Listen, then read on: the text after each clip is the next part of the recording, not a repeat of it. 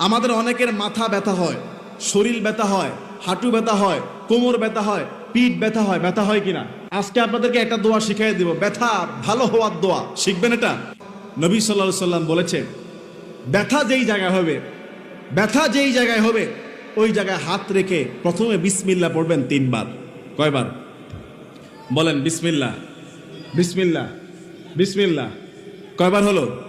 3 বার। মনে করেন আপনার মাথা ব্যথা, মাথায় হাত ধরে বিসমিল্লাহ, বিসমিল্লাহ, বিসমিল্লাহ 3 বার এটা পড়বেন।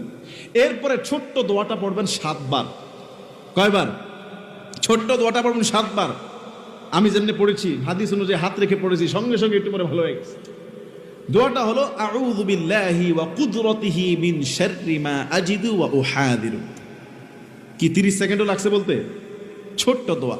বলেন আউযু বিল্লাহি, সবাই বলেন আউযু বিল্লাহি